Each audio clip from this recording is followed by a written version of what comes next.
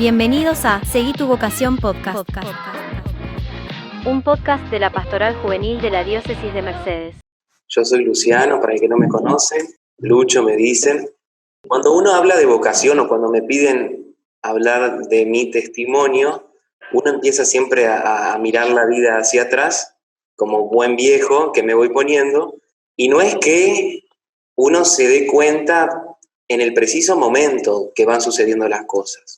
Uno siempre hace como una mirada hacia atrás y ahí va leyendo esos signos, esas personas. Entonces uno va recordando y dice, bueno, ¿no será que Dios puso a esta persona por tal motivo? ¿No será que Dios en aquel momento me quería decir algo? Entonces uno, cuando hace esa mirada hacia atrás, uno va descubriendo que la vida y la vida de cada uno es como un tejido que se va construyendo y que Dios va construyendo junto contigo, y también se van cruzando otras vidas. Entonces, así es como el desarrollo de cada vida se van entretejiendo, y después a lo largo de la vida es un gran telar que se va construyendo con las cosas buenas, malas de la vida, y Dios siempre va sacando provecho de ello. Por eso a veces cuando uno habla de vocación, dice, por lo menos en la iglesia, cuando se habla de vocación, pues solamente para ser cura o monja, y monja con mucha suerte. Entonces, vocación significa llamado, y esto quiero que leamos cada vida, y si lo podemos hacer cada uno de nosotros, leer nuestra vida como un llamado. No todos somos llamados, porque Dios nos llama a todos, no solo a algunos, nos llama a todos. Y cuando decimos todos, es todos, desde el primero al último. Entonces, mirar la vida como un llamado siempre nos tiende hacia el futuro, nos invita a alzar la mirada y mirar hacia más allá. El Papa dijo que Dios siempre propone, nunca se impone. Y creo que eso es como el eje de toda vida. Y cuando uno mira nuestra vida, o yo la miro, siempre Dios propuso, nunca impuso. Entonces Dios no impone. Y Dios me llamó muchas veces de diferentes maneras, y bueno, no siempre tuve la misma respuesta.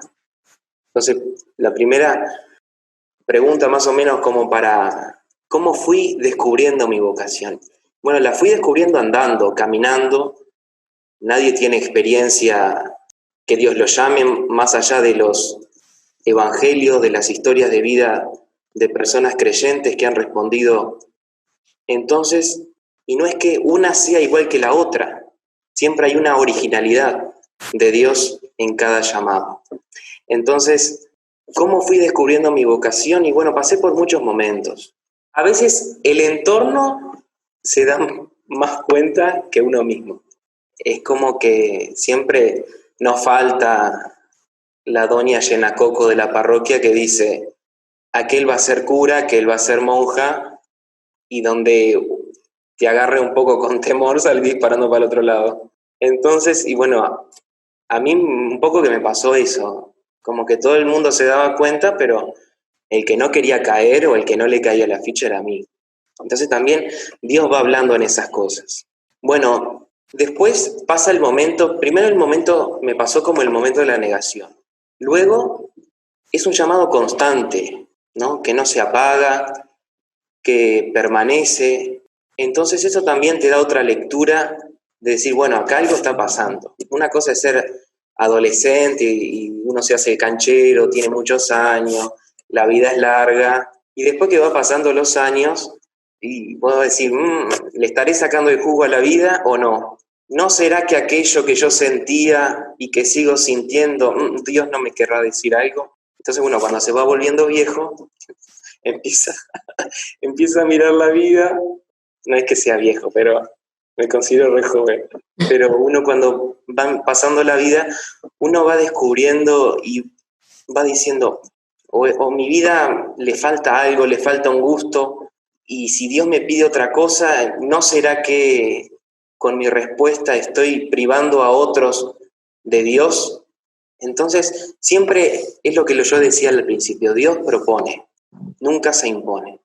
Y fue esa propuesta, imagínense que desde que yo sentí como ese llamado a algo más desde la adolescencia, hasta que realmente respondí, entre comillas, porque uno siempre la respuesta queda chica al lado del amor de Dios, pasaron 10 años, así que imagínense si Dios propondrá y no impone. Si hubiese impuesto, esos 10 años hubiesen sido otra cosa, pero esa es la manera y la pedagogía de Dios. Entonces, eso, pasar primero un momento de la negación, otro momento de, bueno, un cierto temor de Dios, y sí, y después, viene después, cuando uno le dice a Dios, y bueno, Dios, pero vamos de a poco, porque no conozco este llamado, y más que me esté llamando para ser cura es algo muy raro. Es como cuando le conté a mis padres, claro, ella la única vocación que ellos tenían era la de la vida del matrimonio, no conocían otra vocación en el sentido de la experiencia. Ellos habían hecho la experiencia solo del matrimonio, y que le vinieran a decir que el hijo quería ser cura en una familia católica a la uruguaya, si se quiere, y era como medio raro, ¿no? Era como diciendo, te lavaron el cerebro. Entonces, entonces la vida va pasando por distintos momentos. Yo siempre pensé que el cura venía de importación, tenía que ser extranjero, viejo, aburrido, y tenía que ser así, aburrido. Era como en mi mentalidad la imagen que era de cura. Y eso lo tuve que romper, porque ahora, gracias a Dios, tenemos a curas jóvenes, pero en ese momento, en la mentalidad de un adolescente, de un joven, era lo que estaba. Entonces, bueno, ¿cómo romper eso que a veces influye más que los preconceptos, los prejuicios que uno se va armando, influye más que otras cosas? Entonces, responder a ese llamado es vivirlo con alegría, con transparencia hoy, demostrarle a la gente que sí, que ser cura hay que estar un poquito loco para ser cura, para decirle que sí a Dios. Para decirle que sí a Dios ya hay que tener bastante valentía hoy día. Y no es que yo me considere valiente, me considero como que Dios le dio algunas herramientas como para poder responder en el tiempo que tenía que responder, ni antes ni después. Y nada, eso, lo que yo quiero transmitir es eso, que los curas no necesariamente tienen que venir de afuera, no necesariamente tienen que ser aburridos. A veces también quiero ir rompiendo con ese mismo prejuicio que yo tenía. Y algún mensaje, me pedían acá, algún mensaje, consejo, aliento para los jóvenes. Me siento como, me inflo acá, ¿eh? No soy quien para dar consejos, pero tanto para la vocación a la que sea, siempre, cuando Dios nos invita a cosas grandes, siempre hay alguien que no le gusta mucho eso. Y yo creo que el maligno lo primero que hace es construirte miedos. Y nos podemos llenar de miedos, y generalmente los miedos que van en contra de Dios siempre paralizan. Entonces, si algo puedo ayudar, es eso, de confiar. Lo opuesto a tener miedo es confiar. Y tenemos a nada más ni nada menos que al que nunca defrauda, que es Dios, Jesús, que siempre camina con nosotros. Y a veces dudamos más de esa confianza que siempre está, y le hacemos caso a los miedos, esos miedos que te echan para abajo, o te tiran para atrás. Y Dios siempre va hacia adelante. Siempre Dios, el amor de Dios, te tira para adelante, te levanta, te hace volver a empezar, lo contrario a los miedos. Y miedos tenemos a lo largo de la vida, y los miedos a veces van mutando, a veces cambian, depende de nuestras decisiones. Pero por algo Jesús, cuando se aparecía el resucitado, decía tantas veces, no tengan miedo. Algo de eso hoy día también podemos extraer de ahí, el no tengan miedo. porque los miedos son esos los que nos paralizan y los que no nos dejan responder con libertad, con alegría, con amor al proyecto de Dios. Siempre están, por ejemplo, el miedo al que dirán. Él va a querer ser cura. Hay que tener un cierto equilibrio, como si fuese esclavo del otro, pero también me importa mi interioridad. Entonces siempre en ese equilibrio.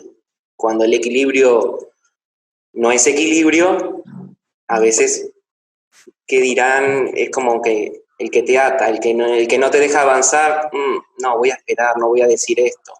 Por ejemplo, el miedo de no soy digno, pero en el sentido de lo negativo, ¿no? Porque a veces uno dice, sí, no soy digno de tanto, ¿por qué Dios me querés tanto, me amás tanto que...?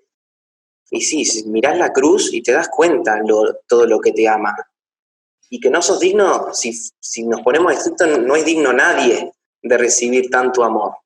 Pero Dios ama porque quiere. Y a veces eso, que entra en nuestra lógica, le desarma muchas cosas. Entonces, ese miedo del no ser digno o de esto es mucho para mí, pasa también eso de que es el miedo en el sentido negativo, del que no te deja avanzar.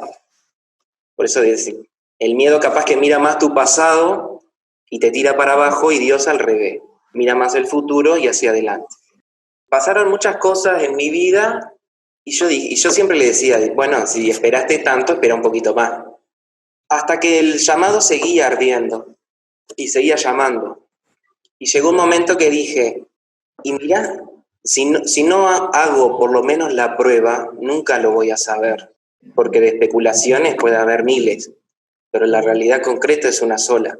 Llegar a ese momento y decir, bueno, Señor, no puede ser que 10 años esté queriendo algo o no queriendo algo. Entonces uno se empieza a hacer, o Dios lo empieza a hacer más humilde y más dócil para decir, bueno, te abro la puerta de mi corazón, acepto esto que vos me estás llamando, bueno, pero que caminemos despacito, caminemos, anda mostrándome el camino.